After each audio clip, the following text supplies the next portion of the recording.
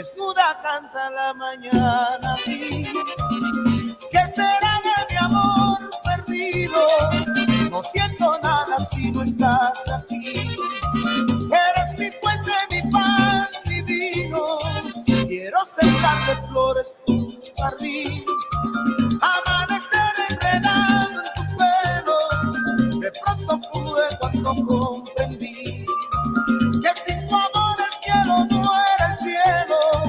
Y fui buscando tus besos en otros besos, en otras manos, en otro lecho. Y me sentí vagabundo en otro mundo, un ser extraño, sin amor. Y fui buscando tus besos en otros besos, en otras manos, y me sentí vagabundo en otro mundo, un ser extraño, sin amor.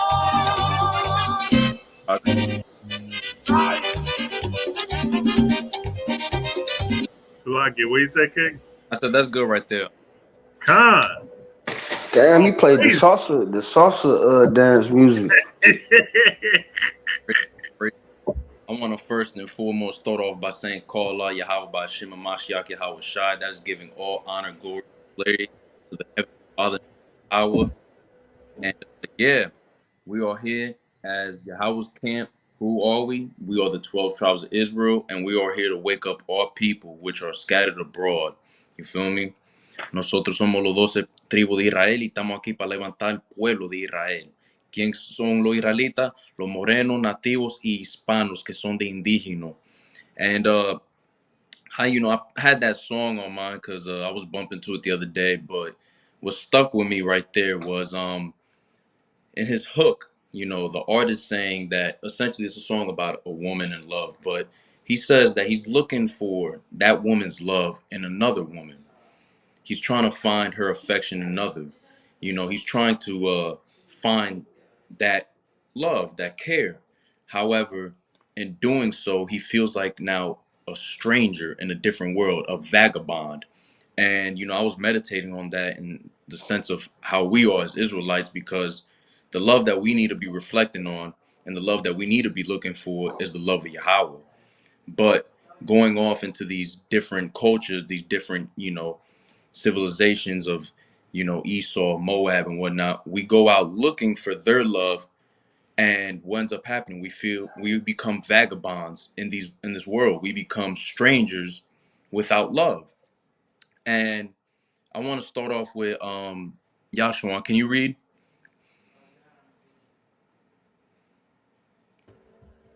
If not, hey, I'm sure he can. If not, I can read. But look, first off, we want to give all praise, honor, and glory. We got to give it to the Heavenly Father. We are Yahawah's camp. Welcome to another War Zone Wednesday, right? My brother Shalak, he wants to run out the gate, running and just tackle this topic. But we got to remember to give him reverence. But you know who we are, right? I don't know if we need to go around the panel. You know who we are. But we want to bring this lesson out, right? So go ahead, Kay. To the race. Hey, so Lucky, I'm gonna be in and out for a little minute. Okay, Khan. So if Mahal, if you could read, that'd be cool. Khan, what you need, King? So I want to start with Isaiah 30 and 12. Hey, Kazak, can you read?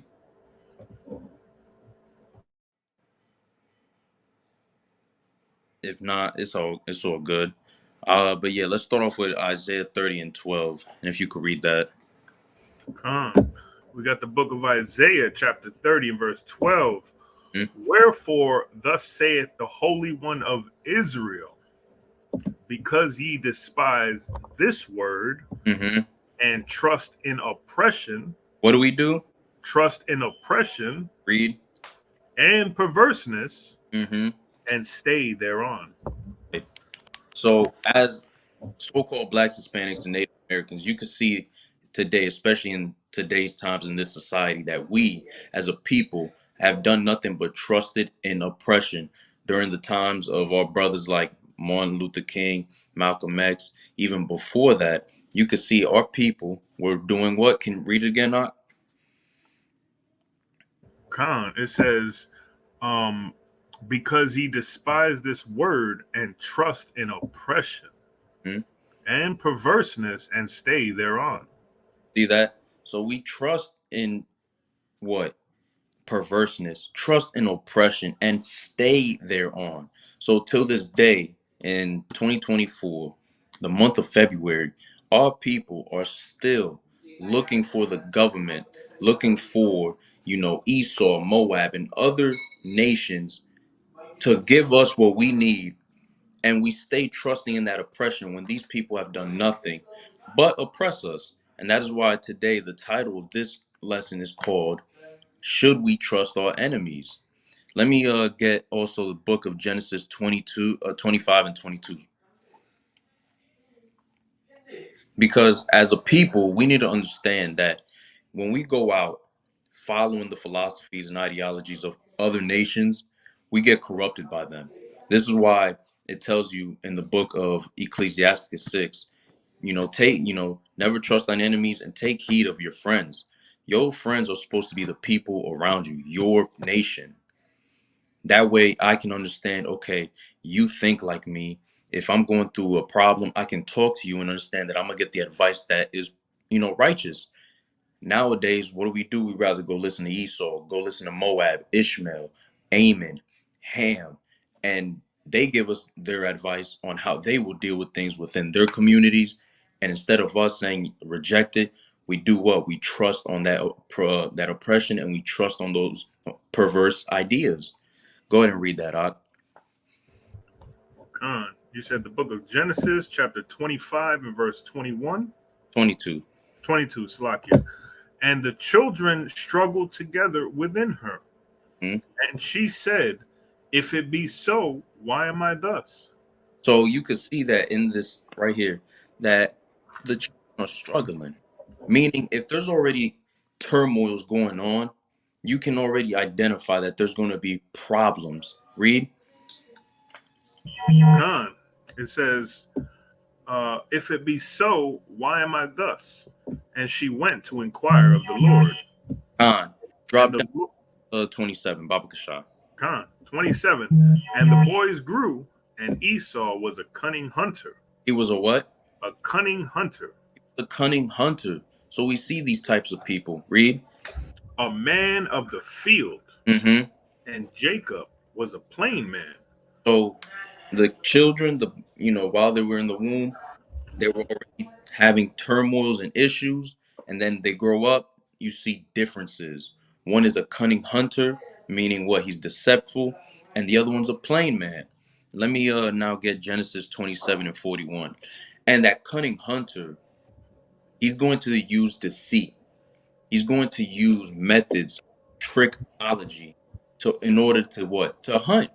Obviously, when you see Esau, he goes and hunts animals. He don't just go out there and hunt the animals with a knife in his hand and a spear. Instead, they got to go out with weapons. They got to go out with all types of traps. They're cunning hunters. Same thing how they do to us with the philosophies and the methods that they use in today's time, especially now with the social media. Go ahead and read that out, Baba Kasha. Khan. It says, the book of Genesis 27 and 41, it says, and Esau hated Jacob Mm-hmm. because of the blessing wherewith his father blessed him. Now, we know, obviously, according to the book of Romans, that even before any good or bad was done from either child, Yahweh already chose us. But there you see the characteristic of this person, Esau. He already hates Jacob. Now, understand as a people, why should we sit here and want to keep trusting on a people who hate us? Now, if you could also grab me Numbers 20 and 17, Baba Kasha. Khan.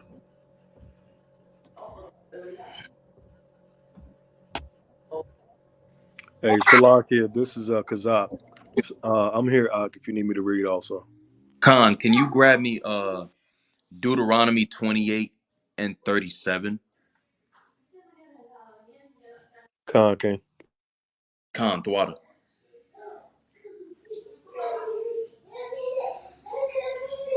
ready for me? Khan. Khan. The book of Numbers, chapter 20 and verse 17. Khan, and you're gonna read down to 21. Babakasha. Khan.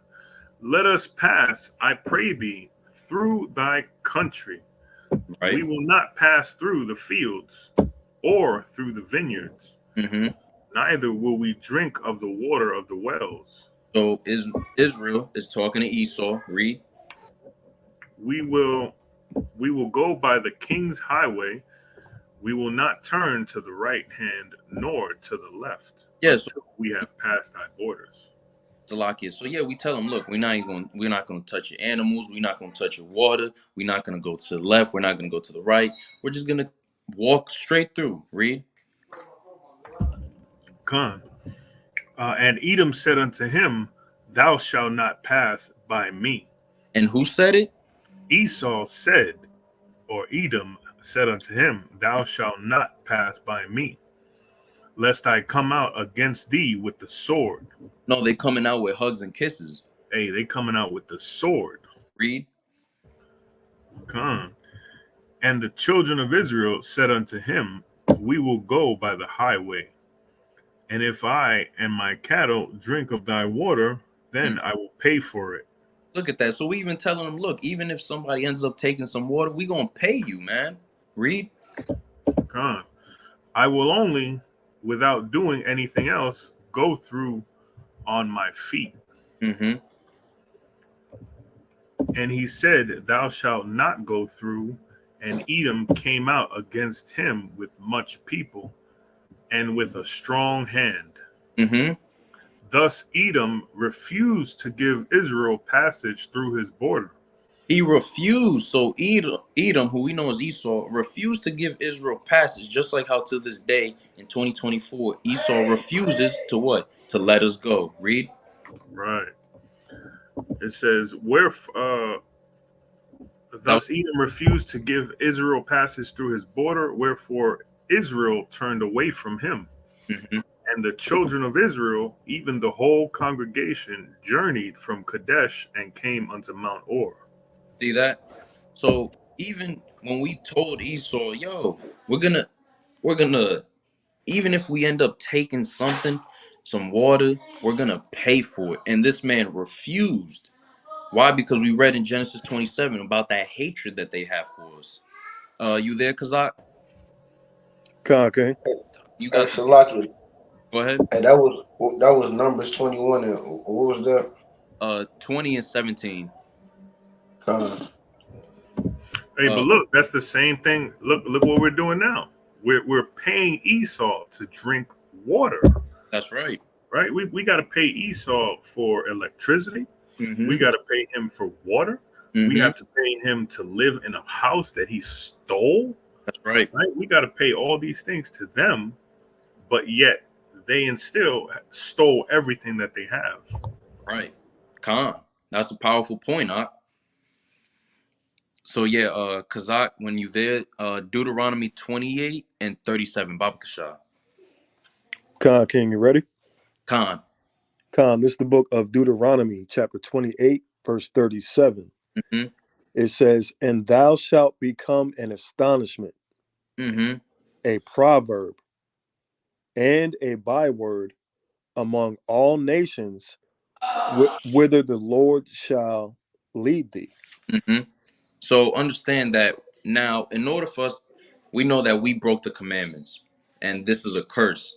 But we also understand that, look, in order for these people to come out here and call us all types of despicable names and debaucherous names, you gotta hate me. You have to hate me to call me a color that I'm not. You have to hate me to call me a property of Spain. You have to hate me to call me a native savage. Jump down to verse 64, Baba Kasha. Khan, this is Deuteronomy chapter 28, verse 64. Mm-hmm. And it says, And Yahawah shall scatter thee among all people, Mm-hmm. from the one end of the earth even unto the other, and there thou shalt serve other gods, Mm-hmm. which neither thou nor thy fathers have known, You see that? even wood and stone. So again, we broke the commandments. We know that this is our fault. But once again, we come through. Now we're scattered in different lands. And these different lands, what are we doing? We're now worshiping all these different gods. And we're going to go back into that verse later on. But you got to hate me to what? To give me a false God to worship. You have to hate me to give me a false identity. You have to hate me to destroy my mind and then say and build me up in your ideas and your ideology and ways. Jump down now to 68. Khan. This is Deuteronomy chapter 28, verse 68. It says, and Yahweh shall bring thee into Egypt again with ships, Right. by the way whereof I spake unto thee, thou shalt see it no more again. And there ye shall be sold unto your enemies. No, unto your friendly neighbors. Unto your enemies. Are you sure it doesn't say to your huggers and lovers? Ye shall be sold unto your enemies. Read. For bondmen and bondwomen, and no man shall buy you. Khan. So understand this. We know that we were sold to our enemies. Being sold to your enemy, right? It doesn't make sense for you to trust these people. And what I'm gonna do is not just only go into these precepts, the Holy Bible book. I got a couple of books that I want to go into and break down. So I have with me right here is the Willie Lynch letter. And just like how we read in Deuteronomy 28, I'm gonna go into page 8 and 9 real quick. And just so y'all know, this is the Willie Lynch letter right here. You feel me? This letter was written in 1712. So because y'all, people like to sit up here and say, oh, all the Israelites do, y'all ain't scholastic, y'all not reading nothing, y'all not going into history. No, that's a damn lie. We go into our history. The Bible itself is a history book. We read. So let me get into this real quick. Hey, Salaki, what page you going into? I think I could pull it up. I'm gonna grab what I have highlighted real quick on page 8 and page 9. Is that the introduction? Khan. Said Hollard of North Carolina? Or Or am I reading the wrong thing? No, you're nah, not that.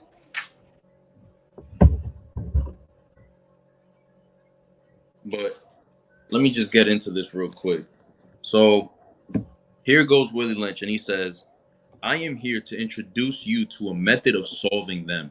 In my bag here, I have a foolproof method for controlling your black slave. Did we not just read about being sold unto your enemies as bondmen and bondwomen? He says, what? I guarantee every one of you that if installed correctly, this method that this devil has, it will control the slaves for at least 300 years. And he puts right there in parentheses 2012. So, Yeah, I just put it up on the screen just for you. Khan, you go to page 9, right? And it starts going into the separation. And I'm going to read real quick what I have right here. And he says, don't forget, you must pitch the old black male versus the young black male, and the young black male against the old black male. You must use the dark-skinned slaves versus the light-skinned slaves, and the light-skinned slaves versus the dark-skinned slaves. You must use the female versus the male, and the male versus the female. You must also have your white servants and overseers, where you get officer from, distrust all blacks. It is necessary that your slaves trust and depend on us. They must love, respect, and trust only us. So we're seeing here already that these devils came through with a plan on how to keep us docile and keep us, in a subverted state. They're telling you right here, this is how we're going to break them apart. And yet, till this day, that system is still working fine for Esau. Until this day, our people continue to trust on that oppression. Our people continue to trust in perverseness. If somebody could grab me Ezekiel 25 and 12, Babakasha, and Colossians 2 and 8 as well. Because our people really got to understand that we as a people need to be separate. That's why it says in Deuteronomy 7:6, we are what? Above all people. We are holy unto the Lord thy God. The word holy means separate. If I say this cup is holy unto me, it's separate. It's my cup. So we as a people need to come back to understand that we have to separate and we have to come together and not trust our enemies. You got that in Ezekiel? Khan. The book of Ezekiel, chapter 25, you said verse 12. Thus saith Yahweh, our power, because that Edom hath dwelt against the house of Judah Mm-hmm. by taking vengeance, and hath greatly offended and revenged himself upon them. Mm-hmm. Therefore, thus saith Yahweh our power, I will also stretch out mine hand upon Edom, and will cut off man and beast from it. Khan. And hey, that's that Obadiah 18 right there. Khan. But what does it say right there in verse 12? It said what? That Because he took vengeance against Judah. he took vengeance against Judah. And now I'm going to go into the Willie Lynch letter again, page 17 and 18. Because these are the things, these are the machinations and the devices that Esau used to take vengeance upon the children of Israel. Willie Lynch letter, page 17. Last paragraph, last sentence. We reversed nature by burning and pulling a civilized nigger apart and bullwhipping the other to the point of death, all in her presence. They're doing this in front of the woman, in front of the mother. By her being left alone, unprotected, with the male image destroyed, the ordeal caused her to move from her psychological dependent state to a frozen independent state. In this frozen psychological state of independence, she will raise her male and female offspring in reversed roles. For fear of the young male's life, she will psychologically train him to be mentally weak and dependent. These are the devices that they did to what? Take vengeance upon our people. And we also know that they didn't just do physical torture, they started to break us down mentally as well. They mentally tortured us. Who got that in Colossians 2 and 8? And if somebody grab me Isaiah 42 and 22. I got that Colossians for you, Op. Con, go ahead and read that. Con, this is the book of Colossians, chapter 2, verse 8. It says, beware lest any man spoil you through philosophy and vain deceit. So we cannot, it said, beware lest any man spoil you. What is spoil? We know what is spoiled. It's being what? Taken away. You're being taken away from something. So now you're being spoiled with what? Now vain deceit and philosophies. We know Esau did what? He came through with his philosophies when he enslaved us with all his, doctrines of what? Catholicism for the Spaniards. Ellos vinieron con sus religiones de catolicismo, enseñando que un Jesús blanco, cuando la Biblia dice que Jesús es un hombre negro. They destroyed us. You got that in Isaiah 42 and 22? Somebody? Khan, I can read it. Khan. It's the book of Isaiah, chapter 42, verse 22. But this is a people robbed and spoiled. No, they're happy. They're living life happy and great. But this is a people robbed and spoiled. Read. They are all of them snared in holes, Mm-hmm. and they are hid in prison houses. You see that? Read. They are for a prey, Mm-hmm. and none delivereth. Martin Luther King delivered us. They are for a prey, and none delivereth. And none delivereth. So we as a people, we realize when you actually wake up to who you are, that we are robbed and spoiled. Till this day, we are still in subjugation to our enemies. Till this day, nobody has delivered us. So why do we keep going to the governments? Why do we keep voting? Why do we keep trying to be all up in these elections and all this stuff when we need to realize that it's BS and it's not working? How long have blacks, Hispanics, and natives been voting? How long have we been trying to get into all these electoral positions and whatnot? And, oh, let me be mayor, and we need to try to help out the community. How long have we been doing that, and nobody has still delivered us from our oppression? Let me get Since maybe I would say 18. I think it's either 67 or 86. I forget which one it is. I gotta look it up again. But you see that? that's when voting became legal for everybody that's not white. Right. And if somebody could grab real quick, First Kings 9 and 17. So we're still at the bottom of society, no matter how you look at it. It don't matter how many quote unquote so-called black millionaires you have and entrepreneurs. You what? That's a handful out of the majority. We're still at the bottom. So-called Hispanics are being thrown in cages in the land that was theirs. The Native American man is still on a reservation on a land that is theirs. So we need to stop trusting in our enemies. Who got that in First Kings? I got you. The book of First Kings, chapter 9 and verse, you said 16, right? 17. 17. And Solomon built Gezer and Beth Horon, the Nether, and Balath, and Tadmor in the wilderness in the land, and all the cities of store that Solomon had, and cities for his chariots, and cities for his horsemen, and that which Solomon desired to build in Jerusalem, and in Lebanon, and in all the land of his dominion. Okay, right there. Boom. So we see quick Solomon dominion. Our ancestors had what? Kingdom, rulership. Where's the rulership of our people? Where is the kingdom of the so-called black man today in America? Where's the kingdom of the so-called Dominican man here in America and in the island? Where's the kingdom of the so-called Native American man in today's time? Where is it? We don't have one because we're still doing what? Trusting in our enemies. If somebody could grab real quick also Zechariah 1 and 15 and the book of Judith 5 and 17.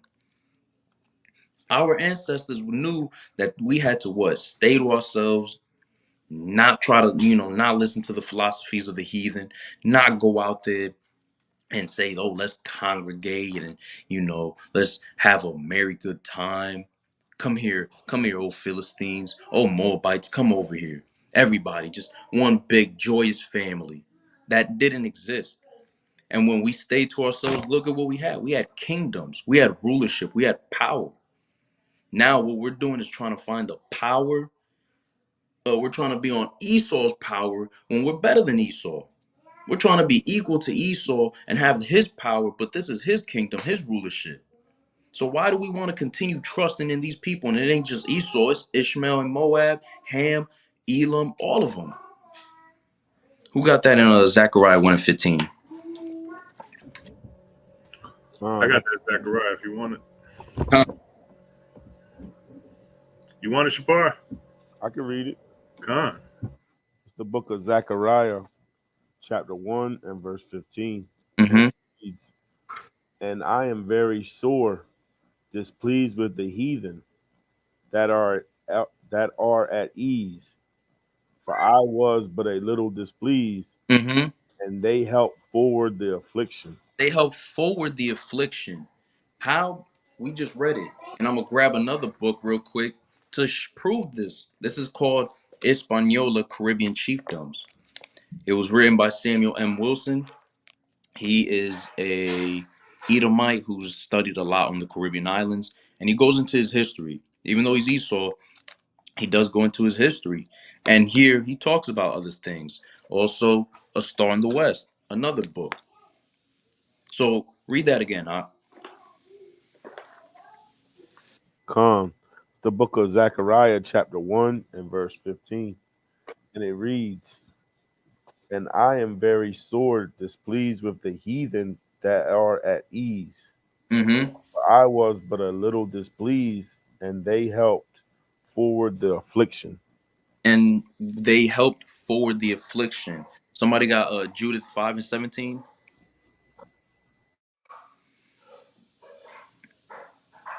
God, I got it for you. On. This is the book of Judith, chapter 5, verse 17. It says, and whilst they sinned not before their power, they prospered, because the power that hateth iniquity was with them. Verse 18, but when they departed from the way which he appointed them, they were destroyed. They were what? They were destroyed. Read. In many battles very sore, and were led captives into a land that was not theirs, and the temple of their power was cast to the ground, and their cities were taken by the enemies. Again, the enemies. So the enemies here, they understood, hey, these people serve Yahweh. These people who we consider as just niggas and spics, they have a powerful living God. But if we can get them to stop doing the things that their God asked them for, or that he asked of them, you know what? We're able to take them over. So the heathen knew this. And in Zechariah 1 and 15, it said what? They helped further the affliction. Now let me read this real quick.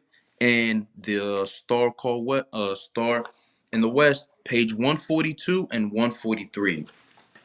And it reads, it was said that barbarous executions were necessary to punish or check the rebellion of the Americans.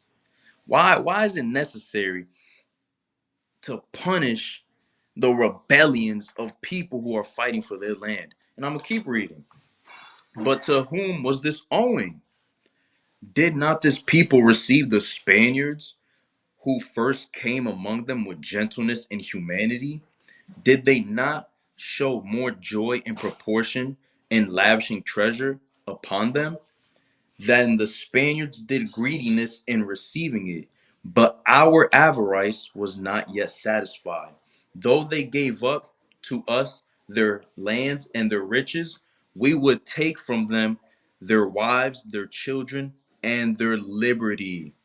So we see that they said, we got these devices, we got these ways, we're going to take their children, their wives, and what? Their liberty. The liberty to do what? To serve our power. They help further the affliction. Just like it says in Judith 5 and 17, they know that if we stop worshiping our God, that we will be destroyed in many battles. They further the affliction by what? Physical, actual torture and the mental torture. And let me also go into somebody could grab Job 9 and 24 and the three holy children 1 and 9 and Psalms 83 and 6 as well. So our people really got to come back to understanding who we are. We are the 12 lost tribes of Israel. We are the scattered. Nobody else is going through these things that we are going through. Nobody is sitting here as a community as a whole saying, damn, you know what? The kids in my community, they're running around killing each other. The women don't know how to be women. They're all whores. The men don't know how to be men. They're all either sodomites or just weak, inferior men by the way they want to act, compose, mentally carry themselves. Who's doing that? The Chinese man cannot go to his community, look outside his window and say, destruction is there. Only the so-called blacks, Hispanics, and natives can. We look outside and you know, it don't matter what hood you at, whether you in New York, whether you in Illinois, California, Michigan, North Carolina, any state, any place across the world where you see so-called blacks, Hispanics, and natives, we are at the bottom. We are destroyed, robbed, and spoiled, just like it says in Isaiah 42 and 22. You got that in Job 9 and 24? Khan. The book of Job, chapter 9 and verse 24, it says, the earth is given into the hand of the wicked. Into the most righteous people ever. Hey, that's the wicked dogs. Mm-hmm. He covereth the faces of the judges thereof. If not, where and who is he? If not, where is and who is wicked ass man, this enemy of ours that's running around terrorizing the earth and changing the faces of the judges thereof? And Hey, he's block it real quick. But, no, the fact that if you search, if we go on a Google search, and actually let me do this real quick. If you go on a Google search, let me see this. We're gonna type this up. We're just gonna type in Jesus. Mm-hmm. We're gonna see what pops up in the images. Who's that? Look at Who's that? Now we know who we study. That's Sibo. right, and this is your enemy, the same person that is covering the faces, And right, of the judges. that you now that you did that, go ahead and type in God. Let's see what God looks like. Oh, you know it. And after God, let's grab Angels. let's grab let's grab three righteous men. Let's grab King David, Moses, and let's grab also Abraham. Con. Look at this. So that's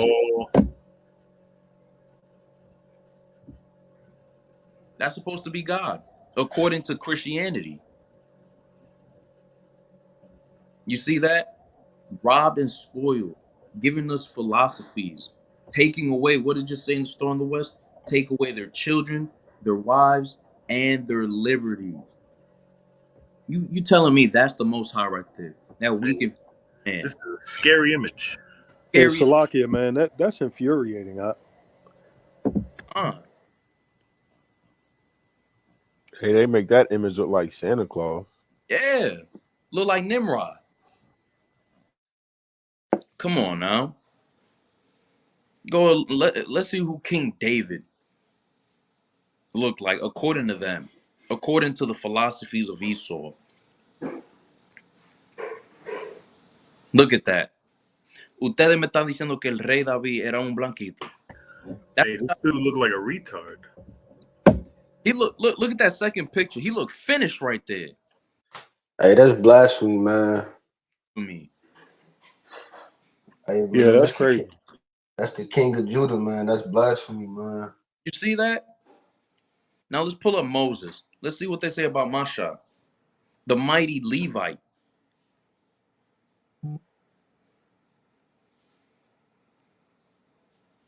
Come on, man. You mean to tell me that was Moses, the one who lived in Egypt? That's disgusting. And you see that these people are so wicked. Now I'm gonna go back into the Willie Lynch letter real quick. And I'm gonna go into what? Page 21. Because this is how wicked they are. This is the madness and how evil they are. So page 21, second paragraph, it's gonna be the it's still the first sentence. So it says, our experts warned us about the possibility of this phenomenon occurring, for they say that the mind has a strong drive to correct and recorrect itself over a period of time. If I can touch some substantial original historical base, and they advised us that the best way to deal with the phenomenon is to what? To shave off the brute's mental history and create a multiplicity of phenomena of illusions. That's exactly what that is.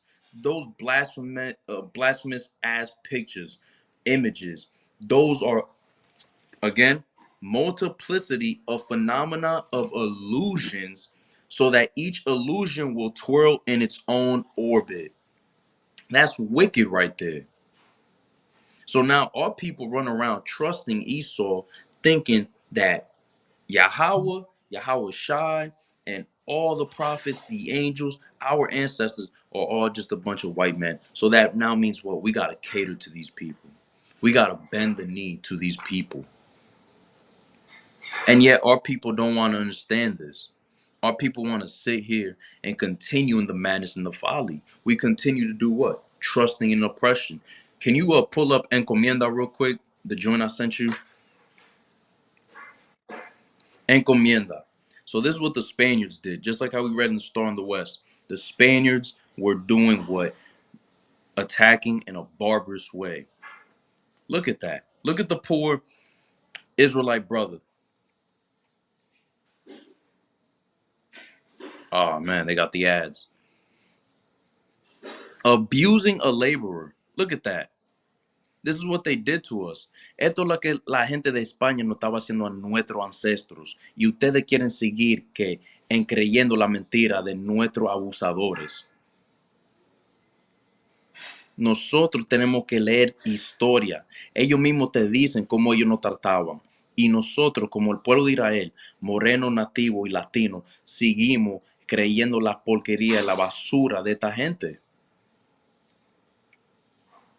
So the encomienda system, real quick, I'm going to go into it. And in one of these books, it talks about it as well. I think I got it right here. Yeah, I think I got it right here. So it's a tribute system. Essentially, what they did was they told, here we go. Look, the tribute system imposed by Colón, page 93 of Hispaniola, Caribbean Chiefdoms. And what they had to do, that our ancestors, was they had to bring a certain amount of gold, crops, whatever it was that they asked for. And if they didn't bring it, what happened? The poor brothers and sisters got their arms chopped off. They got beat. It was barbarous executions. And it was from the ages 14 and up. Let me read right here. On page 92, the admiral, who's Christopher Columbus, imposed on all of the vecinos of the province, vecinos is neighbors, of Cibao, and all those of the Vega Real. So this is happening on the island of Hispaniola, which we now consider today as Dominican Republic and Haiti, all near the mining areas. Everyone 14 years old and older, that every 3 months they were to produce a casquebal of Flanders, that is to say, a hawk's bell, full of gold dust. Only the king had to give a calabash half full of gold, weighing 3 marcos, which was worth 150 pesos de oro. Jump down now to the second paragraph. The tribute system imposed by Colón certainly contributed to the demographic decline of the island. Collecting gold took labor away from cultivation, hunting, and fishing. So our people, we're innovators. We are the original. We're innovators. We were hunting, fishing, using these things for what? So that we can get by. And what do these people come and do? The wicked, the evil, they go and impose tribute systems. Are we still not paying tribute to this day, Mahal? Dude, we paying tribute, we paying obeisance. We like, it's crazy the stuff that we're paying. It's madness. And what ends up happening is now that also, because we're paying tribute to these people, we're still enriching them. While we stay poor, while we stay at the bottom, while we stay destitute, disenfranchised, they continue to get rich. So what ends up happening? What happened on these islands? Oh man, where's all the gold in Puerto Rico? Where's all the gold in Hispaniola? Where's all the riches that was in Cuba, Jamaica, Barbados, Bahamas? Where is it now? It's nowhere to be found because of this system implemented by who? The wicked man, the evil, lawless, hateful forsakers of Yahweh. And we're going to get that in the three holy children, 1 and 9. If somebody could pull that up for me, Baba Kasha. Our people really need to understand that these people, and not just them, but all the nations outside of Israel, are not our friends. We should not trust these people. And it's not, we're saying, go out there and, start burning crosses on people's front yards and hanging people. We're not saying none of that. All we're telling our people, so-called blacks, Hispanics, and natives, is to get their mind right first by realizing who they are, keep the commandments, and separate from your enemies.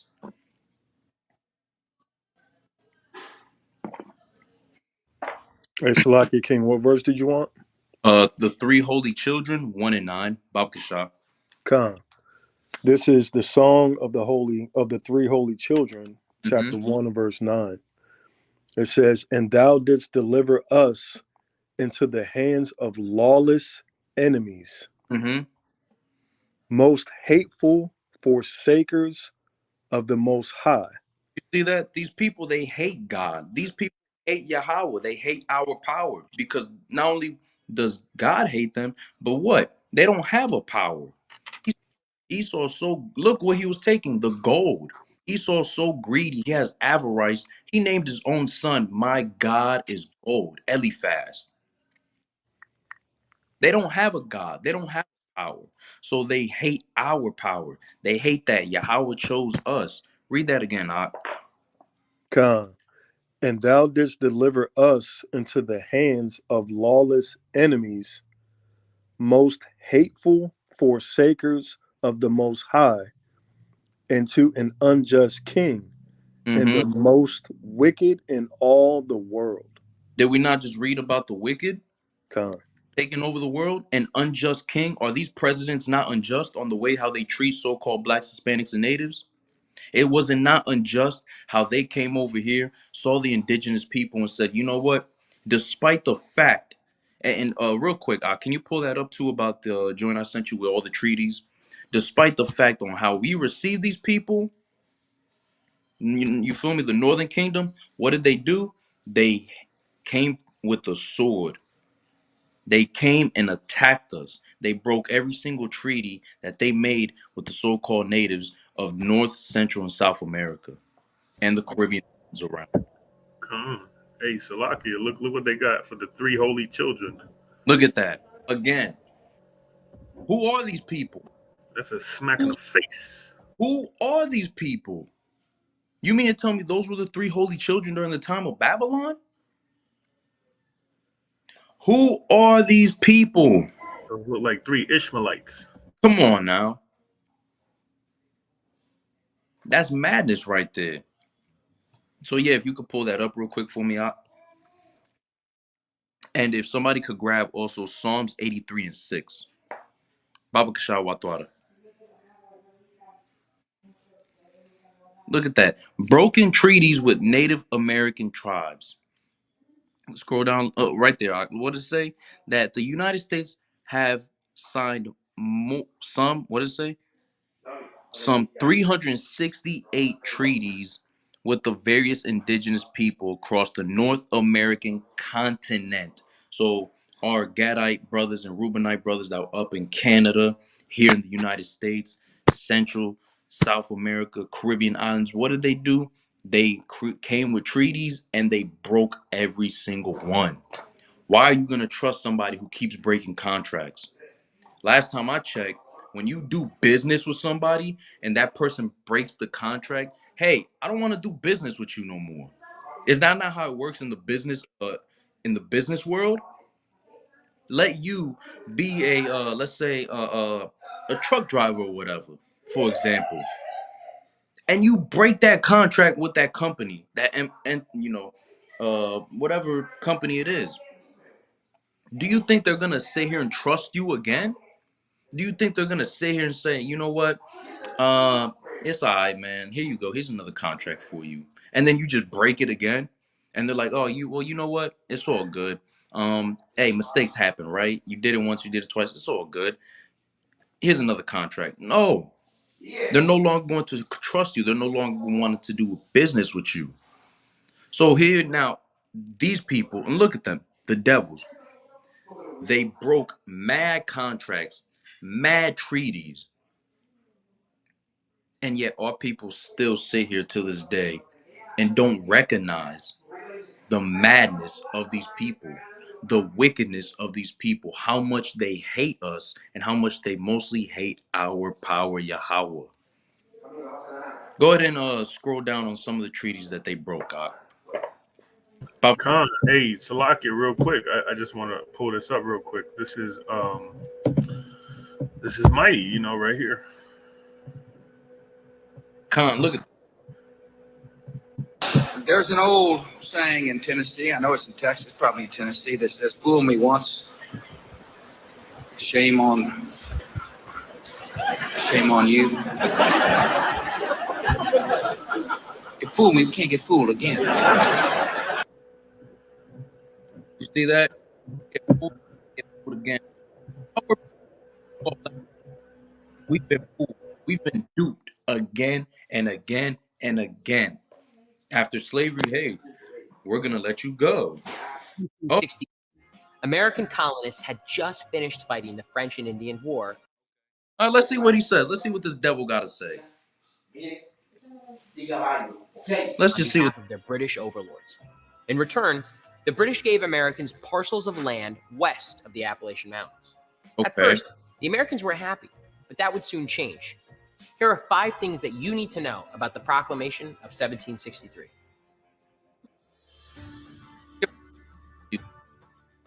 In the wake of the French and Indian War, a Native American tribal leader named Pontiac was fed up with the British military presence on his land.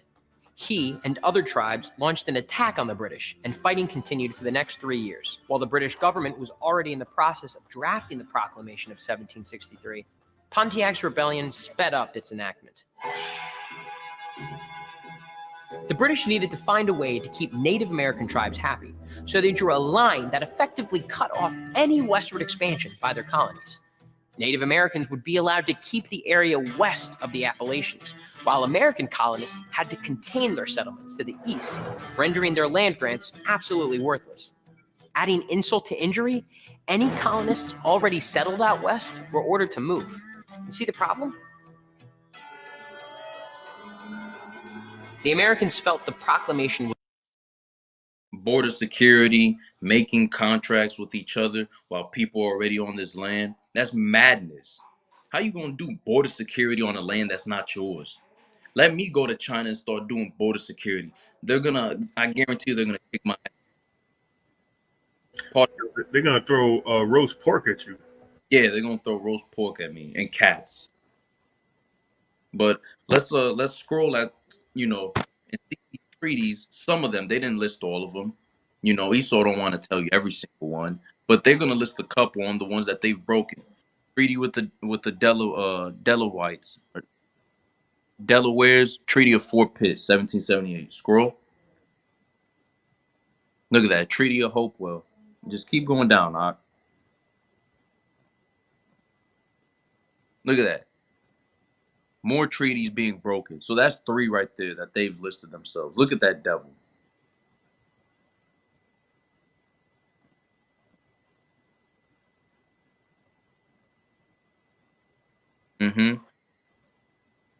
Another.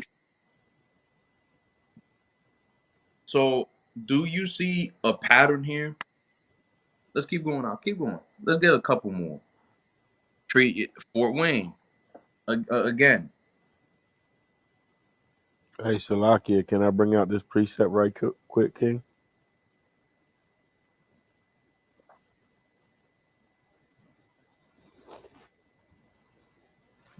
Bring it up, King.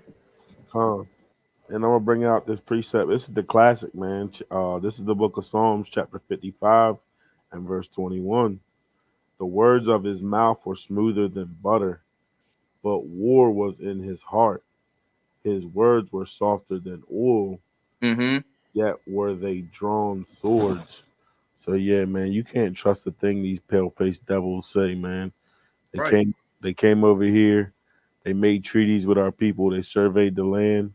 They seen how well the land was taken care of and how prosperous they could be.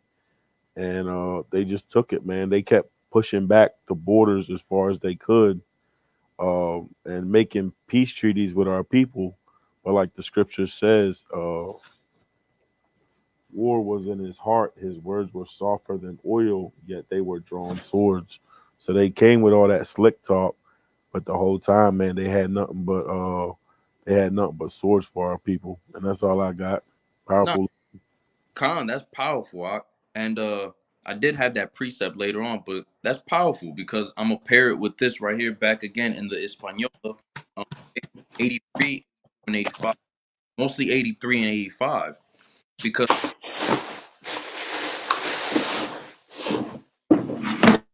American, how he brought it out right now that these people, what? They speak smoothly, they speak soft, hey, but there's war in their heart. There's deceit in them. And this is Española Caribbean Chiefdom again.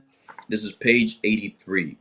Ojeda. So Ojeda was one of Colon's lackeys, pretty much to say. Had taken seriously the admiral's Christopher Columbus, had taken seriously the admiral's order to terrorize the countryside Another cacique who lived nearby came to Isabella to ask for the prisoner's release. So the cacique would be the chief. So you have chiefs coming up to these Spaniards, these devils, saying, yo, can you release the prisoners? Right? Colon publicly sentenced them to die for what? For their complicity in the theft in order to demonstrate his resolve. So, because the Gadites went and took something, the Taínos took something. Now you, once again, you're stepping and encroaching on a land that's not yours. But yet they come through and what? They terrorized us. They attacked us. Now I'm gonna jump to page 85 real quick, where they wanted to take this man, but they had to do what? They had to trick this Northern Kingdomite, and it says it right here. Ojeda was to ask him to come and visit Isabella, and if possible, to capture him with a pre-arranged trick. You see that? That's all these people are. And what did we read in Genesis 25 and 27? That cunning hunter. Deception. All they want to do is hunt us down, and if they can't do it mano a mano, what they do, we're gonna use trickery. We're gonna trick them, and that's how we're gonna best them. And these people, once again, come through with the smooth words. These people come through with the, acting all friendly, acting that like everything's good, but war's in their heart. If somebody, can you read that precept again? Khan. This is the book of Psalms, chapter 55 and verse 21. The words of his mouth were smoother than butter, but war was in his heart. His words were softer than oil, yet were they drawn swords. You see that? And back on page 83. So once again, we are defending ourselves. You come onto my land, attacking me, taking things from me. I'm going to defend myself. I cannot walk into your house and walk out with your TV like everything's all nice and dandy. So we're defending ourselves, and look at what these devils do.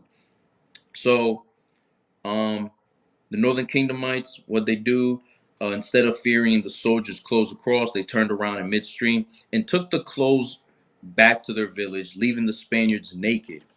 All these Northern Kingdomites did was say, you know what? Let's just take their clothes and leave them naked. Leave them feeling ashamed, embarrassed. You feel me? Make them, be like, maybe we shouldn't be here. And look at what these devils do. They, just like how it says in that precept, wars in the heart, they draw swords. Look at what this devil does. All the Northern Kingdomite did here, they took the clothes. But what? Ojeda reacted violently, capturing the cacique of their village along with two of his kinsmen. He had his ears cut off of one of the cacique's people in the village plaza and sent the cacique and some of his family back to Isabella in chains. So why do we continue to trust in these people? Why do we continue to sit up here and follow after these people? Why would you trust these people? Why? It doesn't make any sense whatsoever. If you could pull up on Google for me real quick, just type in slavery. Just type it in real quick and let's see what pops up. Let's see if Moab is on a boat or if he's in chains. Let's see if Ishmael pop up. I want to see Elam. I want to see and them the Jewish people. I want to see them on a boat. I want to see them in chains. Let's just see this. Because they claim to be the real Jews, right? They claim to be the children of Israel. They claim to have gone through what the Bible says. So let's just see. Con, and I guarantee you, this will be the one thing that Esau won't be a part of as far as his pictures.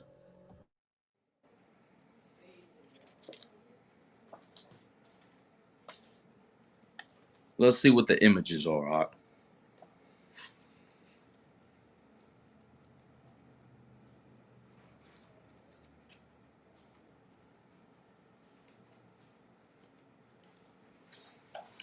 Y'all see that?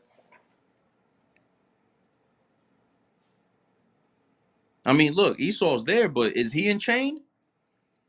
Does he have no. Does he have the yokes of iron on his neck? Is he the one getting beaten and lashed? All I see right there are Israelites. All I see are people that they consider on this world, on this Western hemisphere, as just niggas and spics.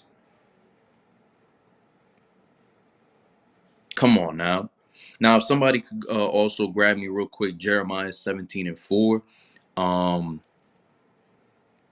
And I want to go back to that Deuteronomy 28:68 again. You got that in Jeremiah 17:4? God. The book of Jeremiah, chapter 17 and verse 4. And thou, even thyself, shalt discontinue from thine heritage. Yeah, we discontinue from our heritage. Having these people come through with their devices, their technology, their mechanisms, what they do, they took away our heritage. I can go to anybody right now, so-called Black, Hispanic, Native American, and I can ask them, what is your culture before 1619, before slavery? The so-called African American man, he's not going to give me an answer. I can ask the so-called Dominican, my people, hey, ¿de dónde nosotros vinimos? ¿Cuál es nuestra historia? I won't get an answer. They'll just natives, Spaniards came, they killed us all. We're now all Spaniards. That's what I'll get. I asked the so-called natives, what is your history before these people? You know, the British, the Dutch, the French, before they came over here. What is your history? We don't know.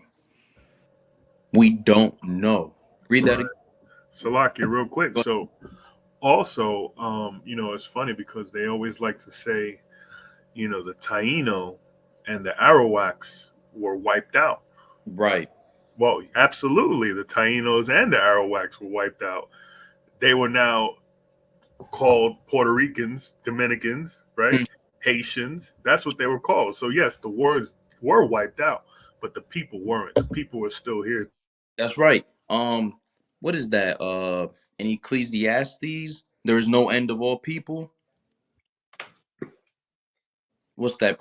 Yeah, yeah, that's 4:16. Exactly. So the Bible says there's no end of all people. According to Esau, though, they say they wiped out all the Tainos and the Arawaks that are across the Caribbean islands. But do we listen to men or do we listen to God? Right. Yahweh says there's no end of all people. So then how? Let me read it for you. It says, there is no end. This is the book of Ecclesiastes, chapter 4, verse 16. It says, there is no end of all the people, even of all that have been before them. Even all before them. So before me and the brother Mahar, wherever born, the Tainos, they were still there. The Arawaks were still there. And just like how he said, it's just they were no longer being called Taino Arawaks. They're now being called what? Jamaican, Dominican, Haitian, Puerto Rican, Cuban. Same thing with our brothers in that came over from the western shores of Africa. You feel me? The Jews didn't go away. The Jews are still here. They're just now being called African American, Black, Negro. Hey, Salakia, that's that Deuteronomy 28:37, the bywords and proverbs. And did we know that out earlier? We lost our heritage, and the one way you lose your heritage is now you don't have the name of your forefathers anymore. You're given bywords and proverbs, so now you don't know who your heritage are. You don't know who your lineage goes back to. That's right. Real quick, if somebody could just keep talking, I'm gonna grab some water. I'll be right back.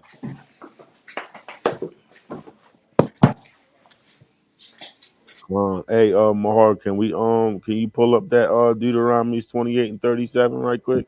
Absolutely. Because with that Jeremiah 17:4, I was actually meditating on that earlier, that by losing your heritage and your nationality, you have to be called by a different name.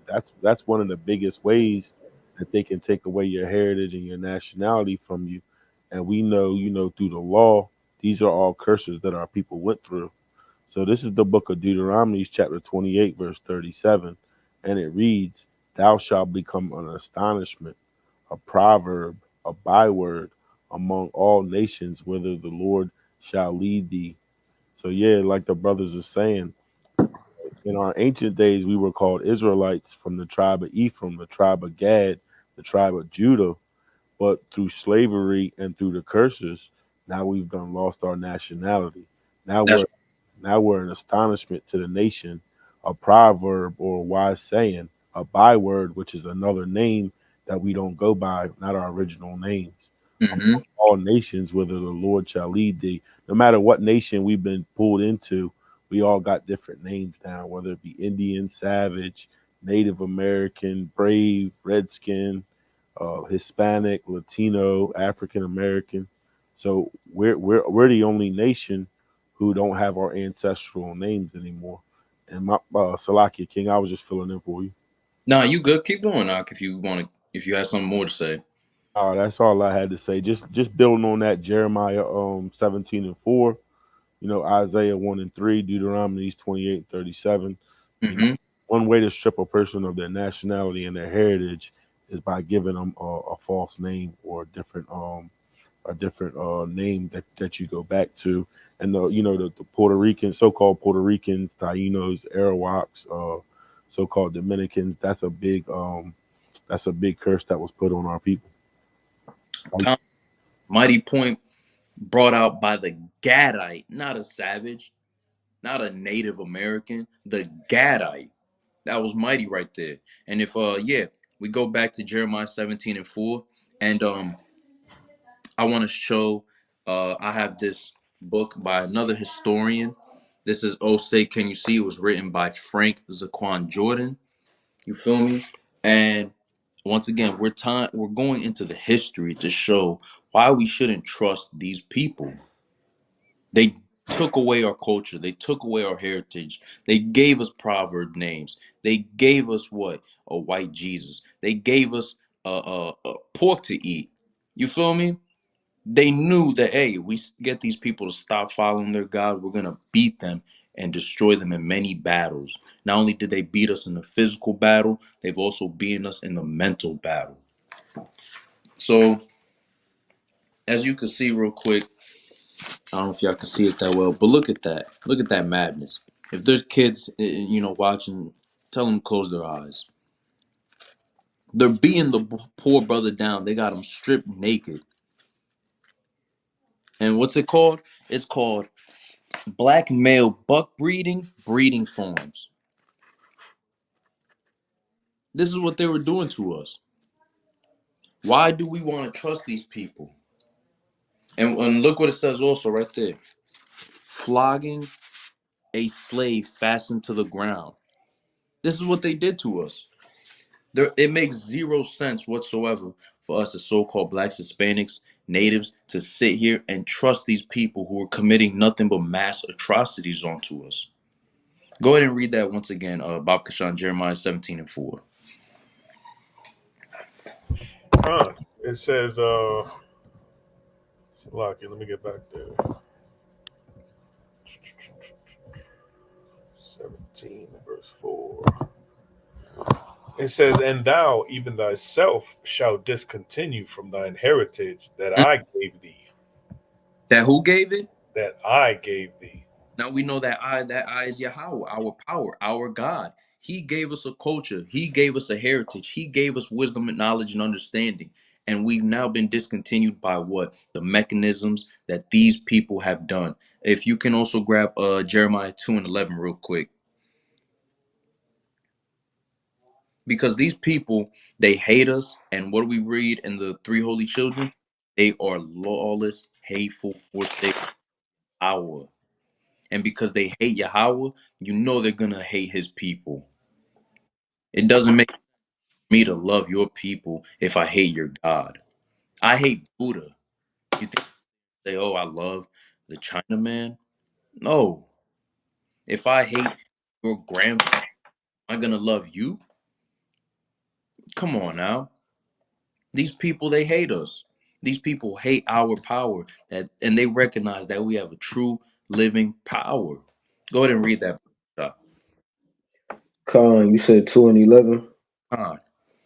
It says, "Have a nation changed their gods?" Have a nation change their gods? The nation of Israel, we changed their gods. Read. "Which are yet no gods. Mm-hmm. But my people have changed their glory for that which doth not profit." So we changed our God for something that does not profit. We changed our glory, our power, Yahweh, for what? For nothing. For Sebo the Homo, for white King David, for white Moses. If somebody could also grab me real quick, Wisdom of Solomon 14 and 12. Because these are the things that our people, once again, do not want to recognize by studying the Bible and by actually going into history. We as a people, so-called blacks, Hispanics, natives, I don't know how many times we got to keep saying this over and over again. Ustedes son los hijos de Israel. Nosotros tenemos que regresar a nuestra cultura, a nuestra herencia, nuestro Dios. But y'all want to keep walking off in the madness and folly. You want to keep trusting in oppression, just like how it says in Isaiah 30 and 12. Go ahead and read that. This is the book of Wisdom of Solomon, chapter 14 and verse 12. And it reads, "For the devising of idols was the beginning of spiritual fornication." Yeah, the devising of idols, giving us a Sebo the Homo, that is what? An idol. It's spiritual fornication. It led us to do what? To go off. Read. And the invention of them, the corruption of life. It's the corruption out of life. Because what is our life? We know that. It's in Psalms. The law is our life. The law is our righteousness. Following our God, following our culture, that is our law. That is our life. But now that we have gone off because of the things that Esau and the other heathens have done to us, we are now what? In a destroyed and dead state. Show me our people being alive in 2024. All we see nothing is madness upon madness. Drunkards, drug addicts, whores, gangbangers, prostitutes, murderers, thieves, killers, disgusting, abominable things are within the Black Hispanic communities because we continue to trust in who? Our enemies. If also somebody could pull up what's that in Wisdom of Solomon? Was it 4 and 2?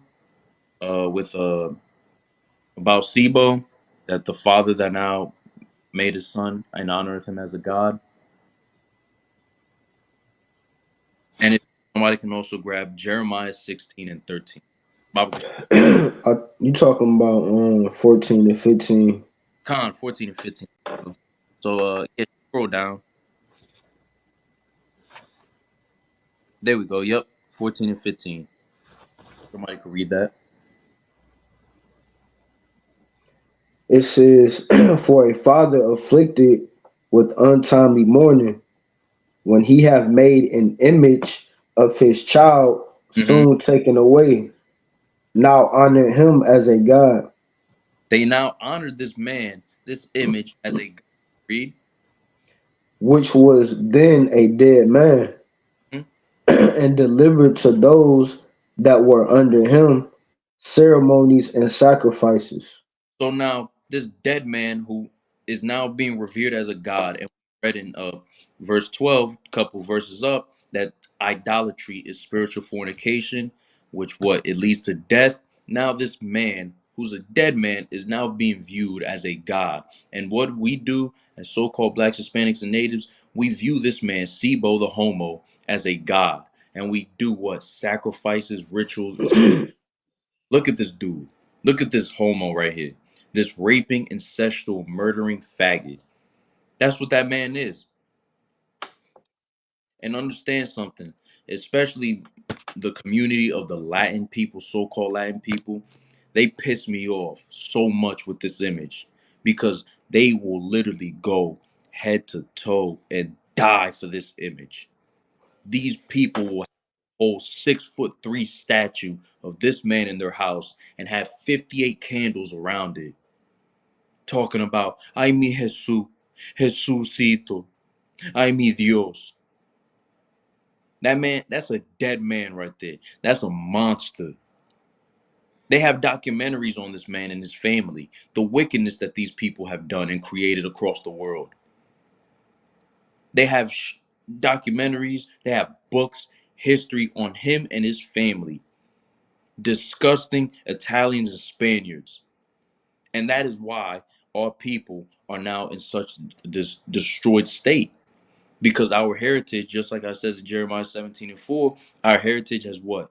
Been discontinued. It's been taken away from us. Look at this dude.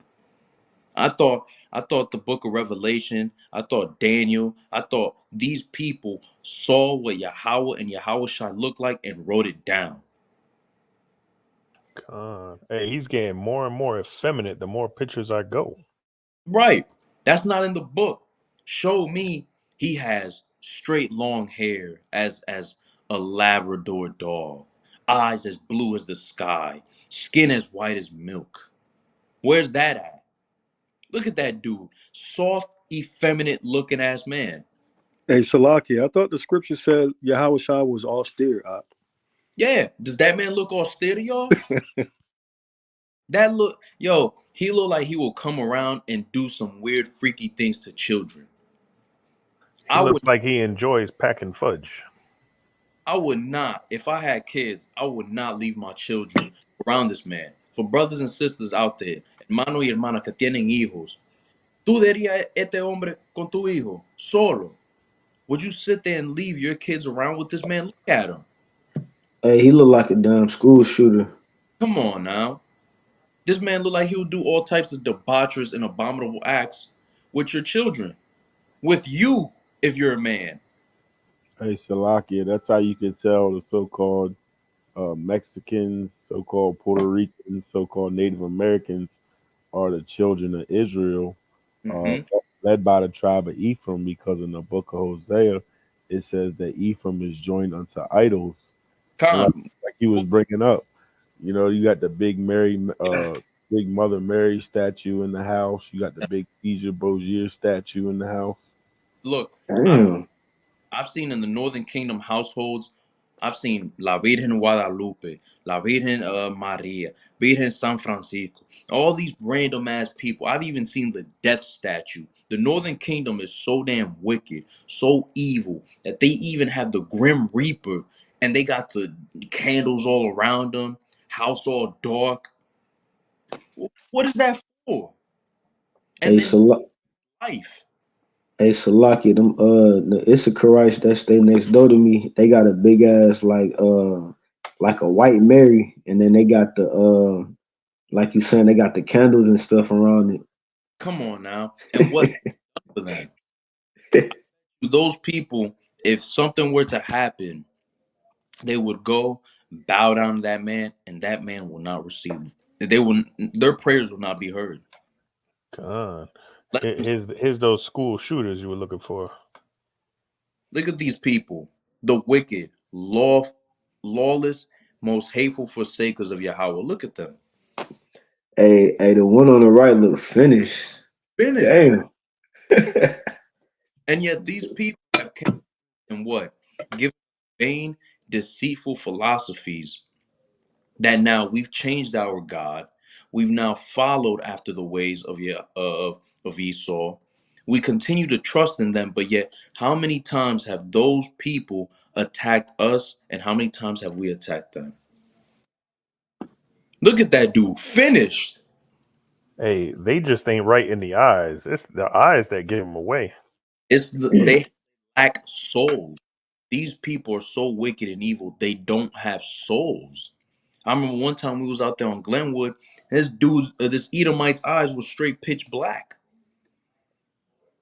They was black as hell. I remember that. Remember, no souls. These people do not have souls, and yet our people sit here and say, no, those are the children of God because Jesus is white, Mary's white, God is white, David's white, everybody white. So why should we trust these people? How many times have they came in a black church, so-called black, right? In a so-called black church, how many times have they come and attacked us with brothers and sisters, so-called blacks and Hispanics, or in a grocery store minding their business, and they want to drive like 40 hours or whatever from wherever they from and go to a grocery store and shoot it up just because they saw a couple of what they consider as just niggas and spics. Why should we continue to sit here and trust these people? Hey, Salaki, can I bring out a precept real quick?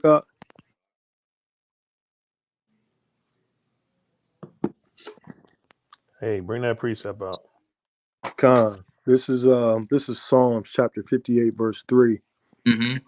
It says, "The wicked are estranged from the womb." No, they're perfect people in lawful keeping. The wicked are estranged from the womb. Estranged from the womb. So even in birth, before birth, they're already estranged. They're already, They go astray as soon as they be born, speaking see that? lies. As soon as they be born, they going off, they're already speaking lies. They're already speaking all types of debaucherous things. Soon as they be born, they are already what? Devising ideas on how to keep blacks, Hispanics, and natives below them. I mean, how much more do we have to do as so-called blacks, Hispanics, and natives to educate our people and show them that you are not supposed to trust these people? And once again, I hate, and I say this, I hate that we as Hebrew Israelites are getting attacked and labeled as terrorist groups and hateful. I hate that because once again, who are we killing? How many crosses are we burning on your front yards? How many people have we lynched? How many people have we castrated? Whose lands are we going and taking over? Whose lands are we going and just saying, follow our mindset and ideology, or we're killing all of y'all? Who? And how many times have we done it?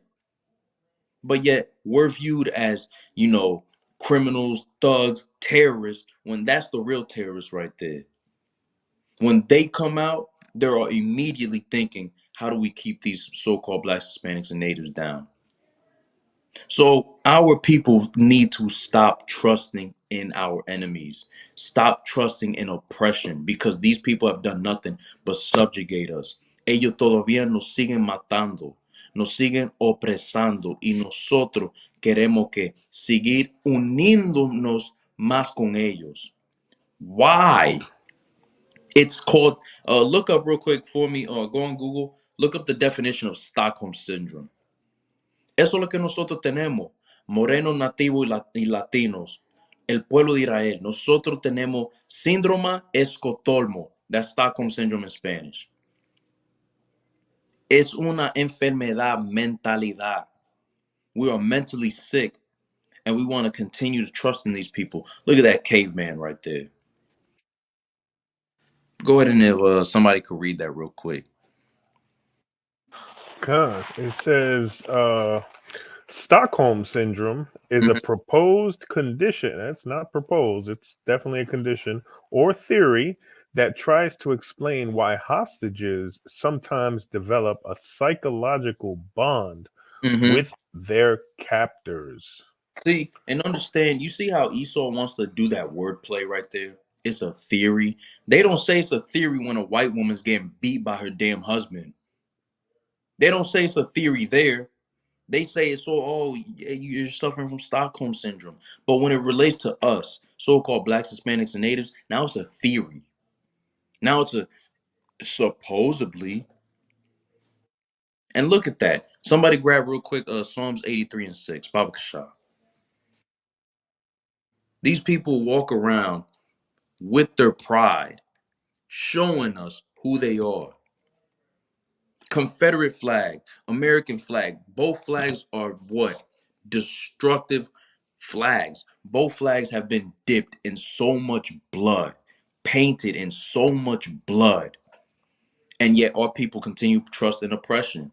Our people don't even know that in the national anthem, it literally says, we will not let the slaves go. Ask any so-called Black, Hispanic, and Native here in America, do they know that that line is in there? And they don't know, because they rather just watch the Super Bowl or the NBA Finals and watch our own people sing the little 2-3 lines that they say, skip over that part and go, oh, America. Come on now. It's madness. Go ahead and read that, whoever got it. Baba Kachar Watuara. This the book of Psalms, chapter 83. Can I start at verse 5? Khan. It's the book of Psalms, chapter 83 and verse 5. For they have consulted together with one consent. They are confederate against thee. No, they're happy people. They are confederate against thee. They're confederate against us. Read. Verse 6. The tabernacles of Edom. Of who? Of Edom. Of Edom. Did we not read in Numbers 20 and 17 how we were trying to get through? And what did Esau say? Hell no. We're going to refuse to let you pass, lest we come out with the sword. Read. The tabernacles of Edom and the Ishmaelites. And we know what them dirty ass Ishmaelites have done to our people. Sub-Saharan slave trade, the Silk Road. We know what they've done to us. But yet they want to sit here and play games and be like, oh, we're brown too. We know your pain. That's a damn lie. Read. Of Moab. Of who? Of Moab. Moab. Come on now. All you got to do is go into the history. There's a thing called the Moabite sarcophagus. And it's literally a Moabite man, a Chinese man, an Asian that you would see in today's times. Read. And the Hagarenes. Gebal. Ammon. And Amalek. The Philistines were the inhabitants of Tyre. You see that? So you got all these people, all these nations that have come up against us. They hate our God. These people are considered as what? Our enemies. Did it not say in verse 5 that they conspired? Come on now. These people came with a conspiracy to come up. And yet people want to sit up here and continue to trust in what? The madness and folly. Let me grab real quick also in the Star in the West. This is page 102 and 103. So just like how we've been going into it, that we lost our heritage, they gave us fake gods, they beat us, they tortured us, they've committed all types of abominable and wicked acts against us. So this goes into the the languages and whatnot. So Esau is now writing down things that he's hearing, right, from the Gadites, Reubenites, from the Northern Kingdom while he's here. So here they write, the English, Cherokee, Creeks, and the Hebrew, right? Notice how the Creeks pronounce this. See this name right here? What does that look like? If y'all could see it. You tell me, what name does that look like? Now up here, what do they say? Jehovah, right? It might be in reverse for y'all, but that says Jehovah. What does that say down there?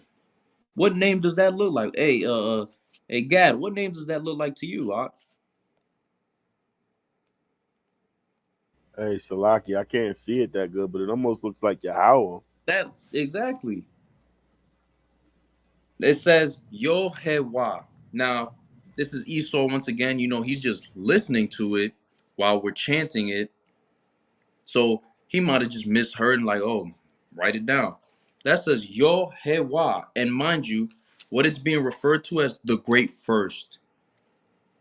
Who's the great first? That's a title for what? Like the Ancient of Days, the Alpha and Omega. Come on now. Now let's also look over here. In English, it says, praise the first. What are the Gadites saying?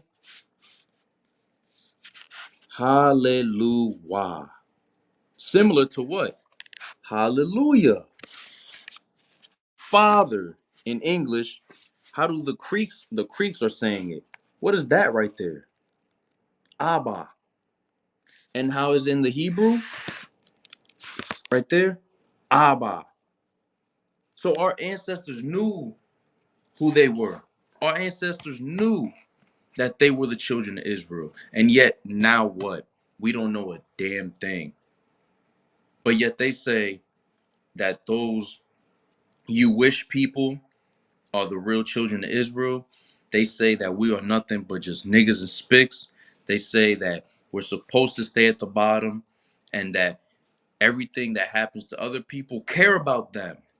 You know, what you're going through as a so-called Black Hispanic, forget about it. Just forget about it. It don't matter at all. Move forward with your life. That's what they tell us. We saw the crazy ass God Bless America the other Friday night, and he was like, slavery happened. Let it go. It happened. Move on. You see how simple-minded and coonish our people are? A traitor to his own people, along with Ruckus. They say that to everybody, that, hey, you know, your struggles, look what's going on with Palestine. Everybody, oh, free Palestine. Taiwan. Everybody worries about other people's issues. But when it comes to our problems and issues, they just tell us to forget about it. They tell us that it don't matter no more, that the past is the past. So then why I gotta keep learning about your damn French-American, war? Why do I have to keep learning about the 4th of July? Why do I have to keep learning about the Qing dynasty in my 6th grade social studies class if the past is the past? These people are wicked. These people want to keep us with what? Like how we read in the Willie Lynch letter, a multiplicity of phenomena of illusions. Keep us just distracted.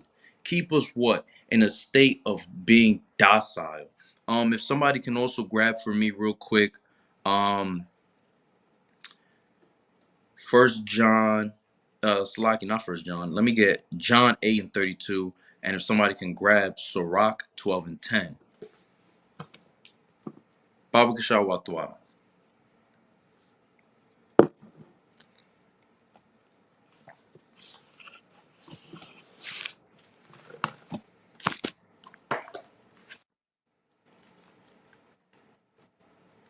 I can grab that John for you, Ak, if you want.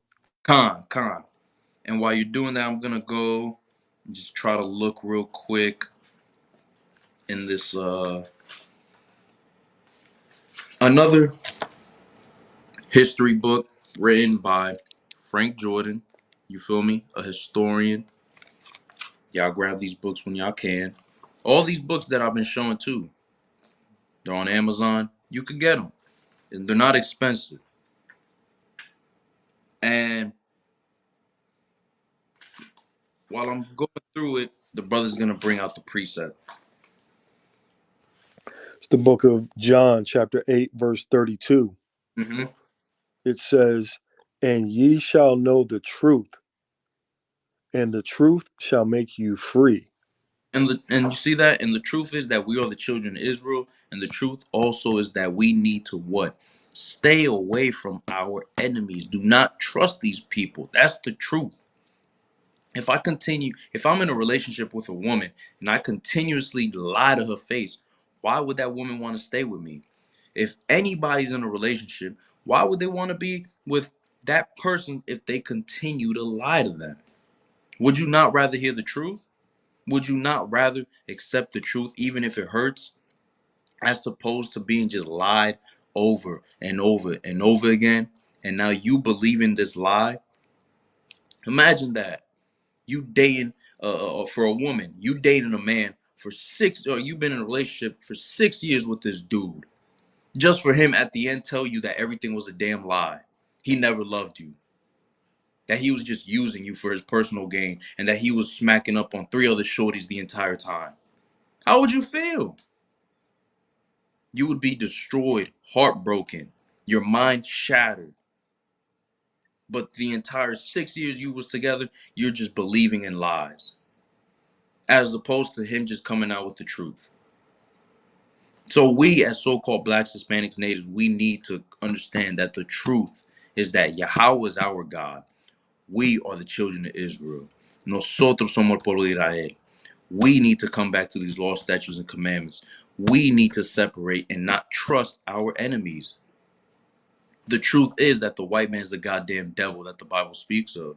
The truth is that the Moabite is a damn devil. The truth is that Ishmael is also a damn devil. The truth is that all these nations do not love and care for us. We were robbed and spoiled. Nobody helps us. In Zechariah 1:15, the heathens, what they do, they further our affliction. They tell us to forget about it. They tell us that we need to move forward. Meanwhile, they continue to subjugate us and oppress us till this day. So please, explain to me then how I should trust these people. It makes no sense. Hey, Salaki, real quick, but then, they want us to forget about slavery. They want us to forget about everything else. But yet they want us to remember the Holocaust. They want us to remember 9/11. They want us to remember, Tranny Day. They want us to remember Christmas, right? They want us to remember Thanksgiving. Forget it. Don't worry about how we got to Thanksgiving. Just forget about it. Don't forget about the dinner. Don't forget about the stuffed turkey and the cranberry, but forget about the millions of natives that were slaughtered. It's madness. And once again, in this book, We Once Were a Family, you could see this image.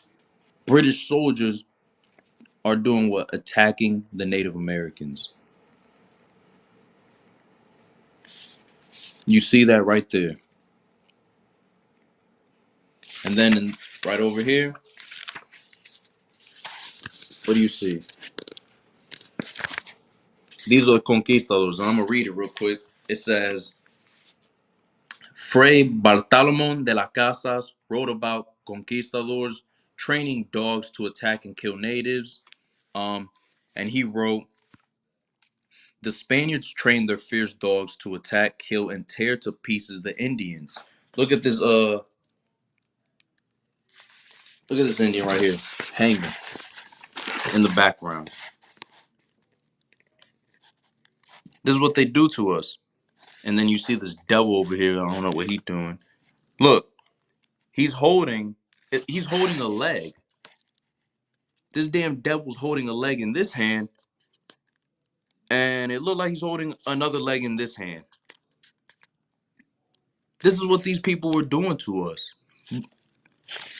Let me get back to it. So, the Spaniards keep alive their dogs' appetite for human beings in this way. They have Indians brought to them in chains, then unleash the dogs.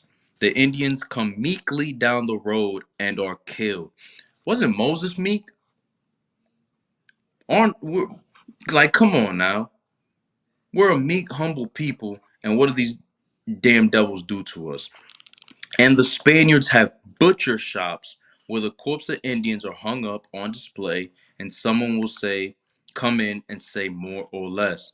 Give me a quarter of that rascal hanging there to feed my dogs until I can kill another one for them. And that was the devastation of the Indies by Fray Bartolomé de las Casas. You see another one right here? Fray Bartolomé de las Casas writes about the brutality of the Spanish conquistadors. And look at how they're just hanging all our people. Look at that. You can't sit here and tell me, oh, just look at these images and forget about that. You can't sit here and tell me that these people didn't suffer and I have to just forget about their pain, their suffering. But I gotta remember where he at, damn devil. I gotta remember his conquest and his happiness and his peace and joy, right? I gotta remember him, but not these people. Not the ones that suffered. And I'm gonna read it.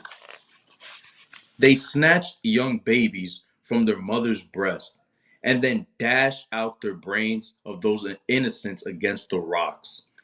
Others they cast into rivers, scoffing and jeering them. You hear that? Scoffing. And that's what these devils are. They're scoffers and jeering them, and called upon their bodies when falling with derision. The true testimony of their cruelty to come to them, and inhumanely exposing others to their merciless swords, together with the mothers that gave them life. And that was again Devastation of the Indies, written by Fray Bartolomé de las Casas. Grab me real quick Psalms 137 and 7, because just like how these people they did this, and also what is it? First Thessalonians 1 and 6, seeing that is a righteous thing to recompense those that trouble you. Because these people, this is all going to come back to them. All this madness that they've committed against us, all these wicked acts is going to come back against them. Salak, yeah.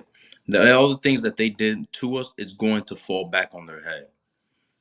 So yeah, whenever you get a chance, pull that up. Psalms 137 and 7. Because they dashed our little ones, right? They killed our little ones. They killed our mothers. They killed our fathers. Let's see what the Lord says. The book of Psalms, chapter 137 and verse 7. It says, "Remember, O Yahawah, the children of Edom." Of who? Of Edom. Is not this damn devil right here, Christopher Columbus, an Edomite? Read. Of Edom, in the day of Jerusalem, who said, raise it, even to the foundation thereof. O daughter of Babylon, who art to be destroyed. Happy shall he be that rewardeth thee as thou hast served us. Happy shall he be that taketh and dasheth thy little ones against the stones. Exactly. So when that day of vengeance comes, we're going to be happy, just like they were happy, scoffing and jeering, scoffing and mocking us while we were going through these tribulations, while they were torturing us, killing us, feeding us to dogs, chopping us up in a butcher shop, essentially, making fun of our women. Hell, they were raping women and pushing them off cliffs with the Gadite women. These are the things that they were doing to us. And let me get that I think it's First Thessalonians 6, 1 and 6. I got it. Okay, Khan. It says, "Seeing it is a righteous thing with God to recompense tribulation to them that trouble you." Read it again, Doc. It says, "Seeing it is a righteous thing with God to recompense tribulation to them that trouble you." You see that? And those aren't the words coming out of my mouth. Those aren't the words coming out of the brother YAHAWAH'S mouth. These are things written in that book. This book that everybody says they believe so dearly. These are the words of Yahawah right here. And he's telling us what? That they need to get that blood thrown back on them. They shed our blood, we will inevitably, through the hands of Yahawah, shed their blood. Because they troubled us for how long now? Too long. These people have done nothing but slaughter us, torture us, subjugate us. And yet at the end of the day, we still continue to trust and follow in their ways. We continue in what? Isaiah 30 and 12, trusting in oppression, trusting in what? Madness, perverseness, wickedness. All you see in today's times, the things that Esau have done is push what? Wickedness. Our people need to understand that we need to come back to these laws, statutes, and commandments. Our people need to understand that we are the true children of Israel. And if somebody could grab me real quick, Sirach 12 and 10, Baba Kashaf. And also Proverbs 11 and 21.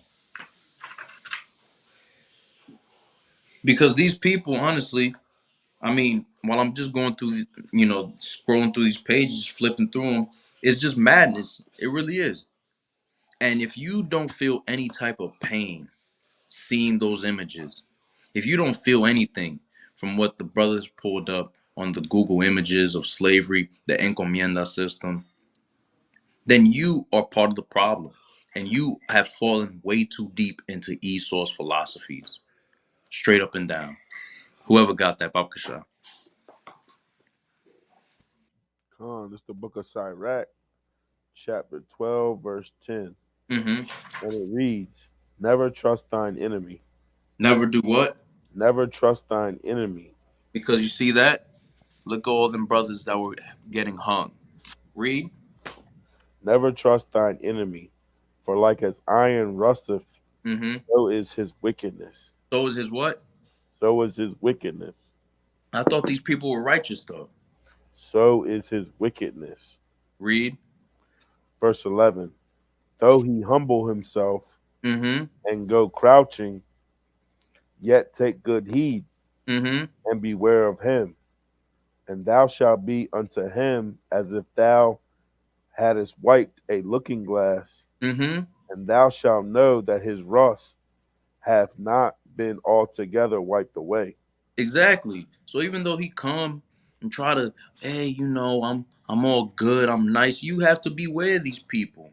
Because soon as, just like how it says, you wipe that looking glass, you wipe it down, you get rid of the facade, you see the madness, you see the evil that they have in their heart.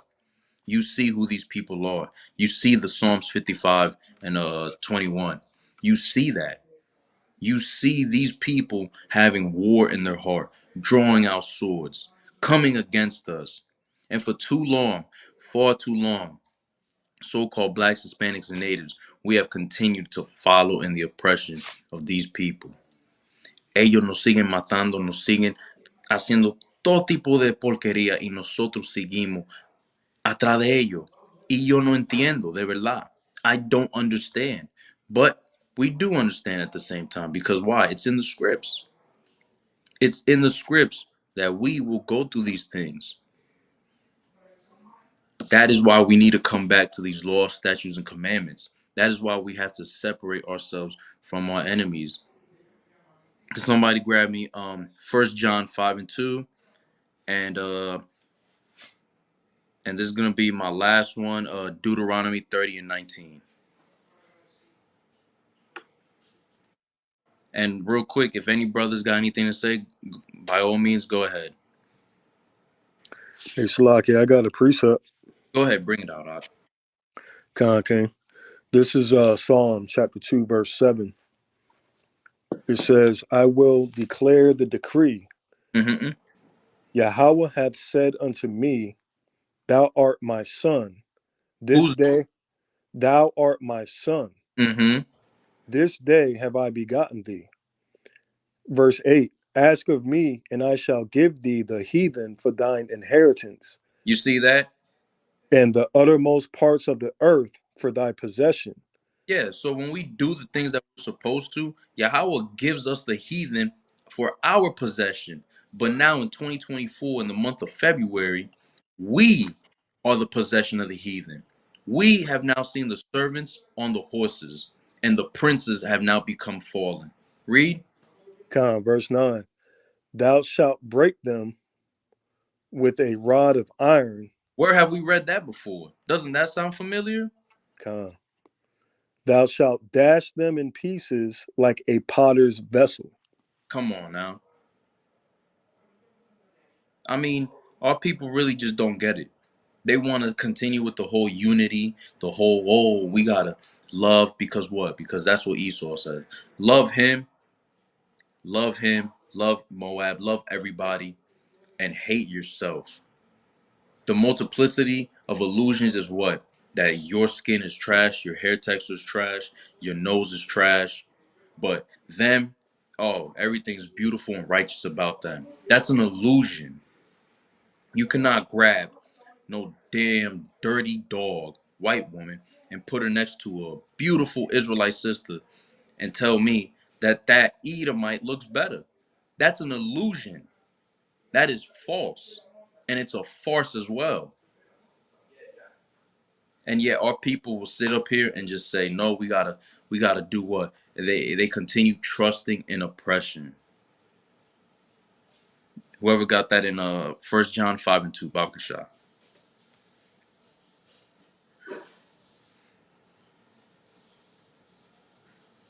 It's the book of 1 John chapter 5, verse 2. By this we know that we love the children of the Most High. And this is how we know that we love Yahweh and our people. Read. When we love the Most High and keep his commandments. For this is the love of the Most High. Read. That we keep his commandments. And his commandments are not grievous. So it's not hard to sit up here and actually love your brother.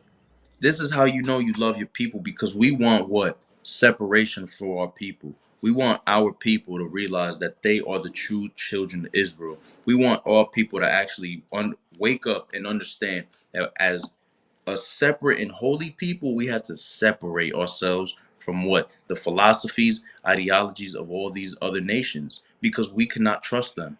How, after all the things that we have seen throughout our lifespan and from what we've read, with history in the Bible, can we trust these people? We cannot. We have to do what Yahweh said, which is what? Be to ourselves. Deuteronomy 7:6. We read in 1 Kings 9, where Solomon had a kingdom. Where is our kingdom now? We integrated with these people, pensando que todo va a estar bien, right? Thinking everything gonna be all sweet. What happened? Look at us. Derision, destruction, madness. That is why we need to come back to these laws, statutes, and commandments and understand that we cannot trust our enemies at all. And if somebody could grab me Deuteronomy 30:19, and I'm going to finish up with that.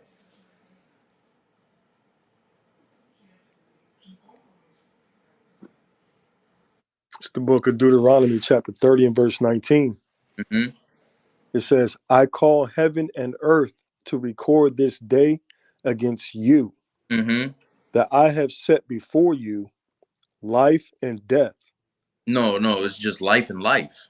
Life and death. Blessing and cursing. No, blessings and blessings, right? Blessing and cursing. But I thought Esau, according to the Christianity and Catholicism doctrine, it's just love and peace everywhere. I have set before you life and death, blessing and cursing. Therefore, choose life, that both thou and thy seed may live. You see that? Choose life so that our seed can live. We as so-called blacks, Hispanics, and natives are not living. We're surviving. That's what we've been doing for the past 600 years, being under Esau's captivity, being under the heathen's reign. Because when Moab come over, what happened? They get to live better than you. When Ishmael come over, they get to live better than you. But you have been here for what? 400, 500, 600 years. And your people built this land up. Your people built this country to what it is now as America with the facade on it, right?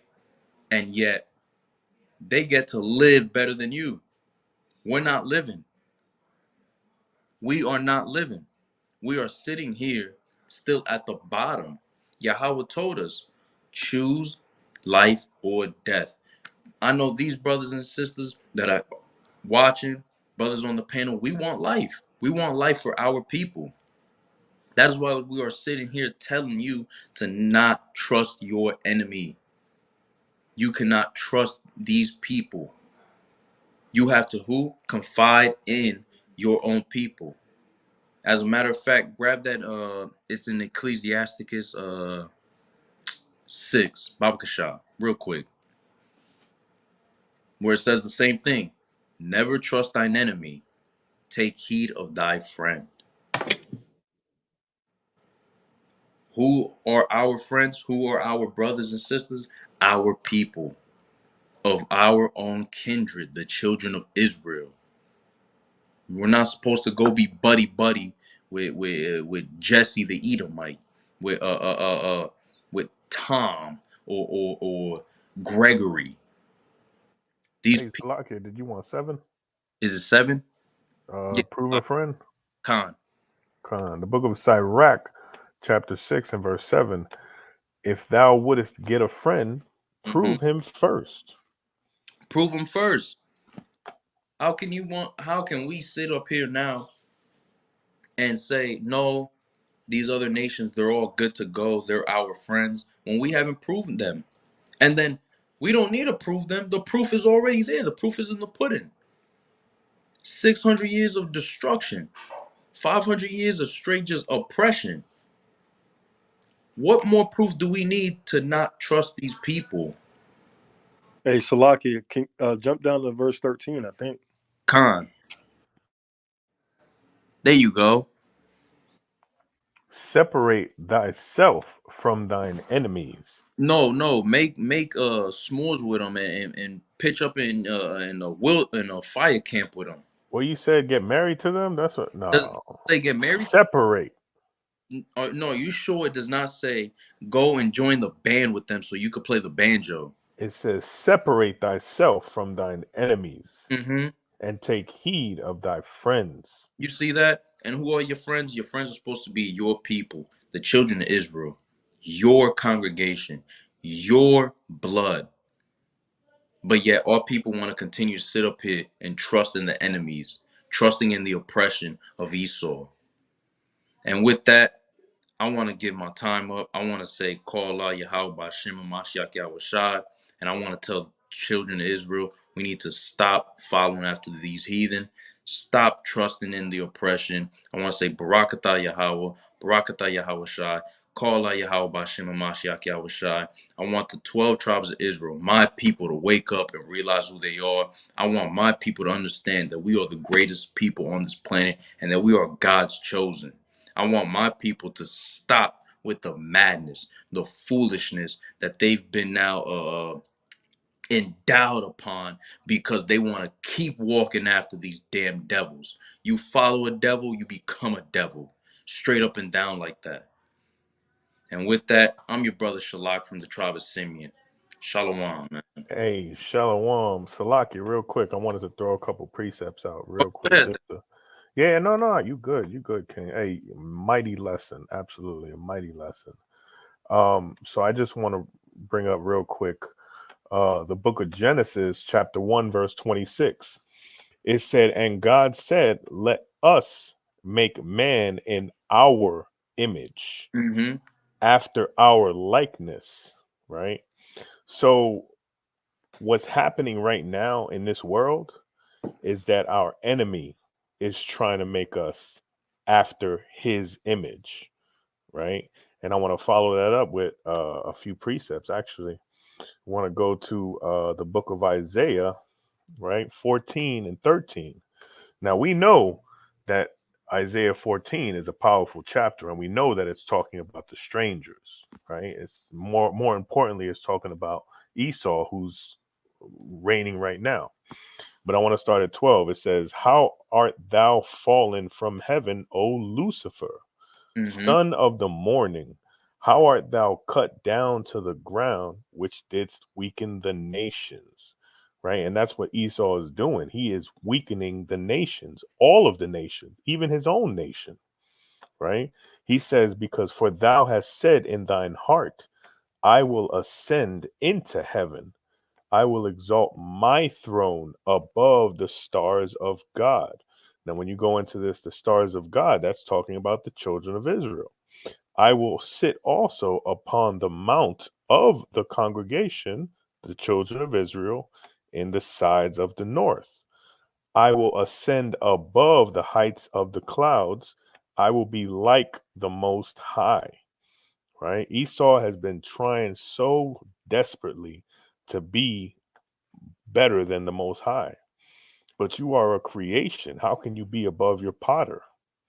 Right? You can't. That's not doing anything for you. So then we're going to go to real quick 2 Thessalonians 2 and 4. Actually, let's go to 2 and 3. It says, let no man deceive you by any means. Right? And everybody that chooses, there's another precept that talks about if a man preaches another gospel, right? You find the gospel in Isaiah 61. Y'all can all read that when you get a chance, but let no man deceive you. This world is being deceived.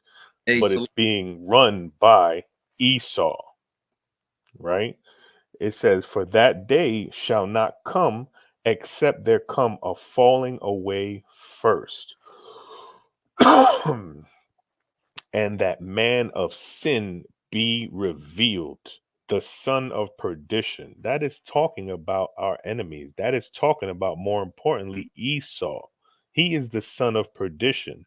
And right now, the Most High is lifting his skirt up and showing his ass to everybody in the world. He's showing them to his people. He's showing them to our people. But our people are so blind to the magic and the witchcraft that he performs on our people daily, right? The fact that we understand what's going on now, the fact that the Most High has woken us up, is more of a reason why we should serve him even harder, right? Why we should exalt him even more, why we should magnify his name every chance we get. Why? Because he could have left us in that ignorant state, right? But he chose to wake us up. He chose to shake the cobwebs in our heads, right? But this one right here just confirms it. Verse 4, it says, who opposeth and exalteth himself above all that is called God, right? Teaching you that it's okay, or teaching our people that it's okay to be homosexual, right? That it's okay to fornicate with your, with many partners, right? Teaching us that it's okay to marry the same sex, right? These are all ways that he tries to oppose and exalt himself above the Most High. I'll keep going. It says, or that is worshipped, so that he as God sitteth in the temple of God, showing himself that he is God. And this is why the Most High is going to bring his ass right down to the ground. Because he needs to, right? He needs to be humbled. He needs to be destroyed. And that's exactly what the Most High is going to do. Hey, and I digress after that. Excellent lesson, King. Hey, Con, can you grab one more precept real quick? Hey, absolutely. Whatever you need. Isaiah 8 and 20. You said 8 and 20. Con. Yeah, just like how the brother Mahar is bringing it out, all these false philosophies and ideologies that are being pushed upon by Esau, the damn devil. They're not teaching the truth. The Bible says that you must speak according to the words that are in the book. You feel me? Go ahead and read that. Baba Kasha Watwara.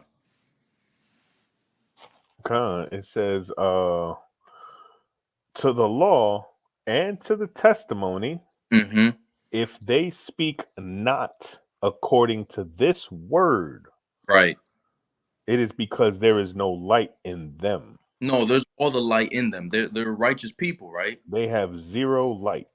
There's no light in them.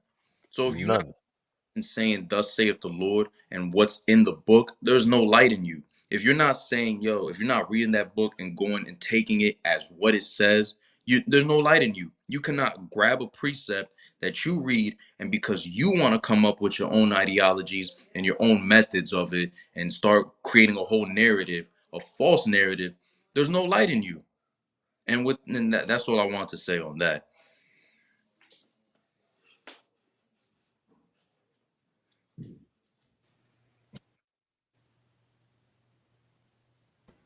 Hey, and like the brothers bringing out, right? These are mighty points that our people don't even bother trying to hearken to, right? What's wrong with keeping the law of your God? You say you love him, so keep his law.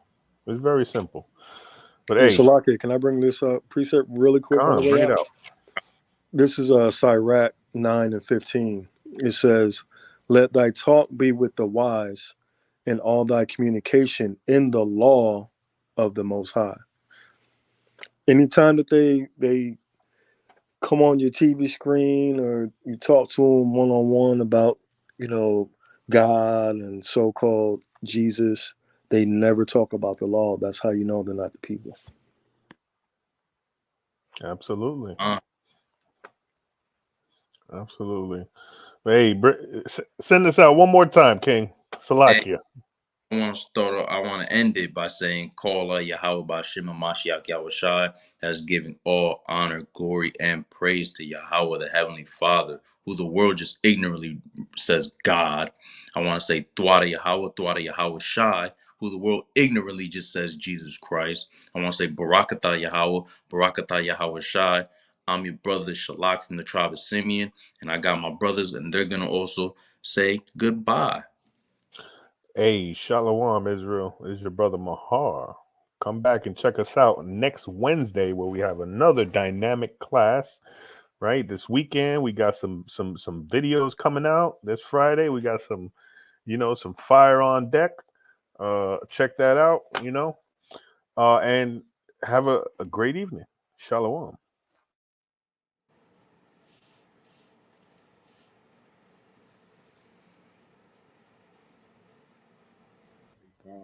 Everybody sleeping? Nobody got anything else? Hey, powerful lesson, King. All praise to the Most High, man. It's your brother Shalom. Good. Hey, Shalom, Israel. It's your brother Kazak.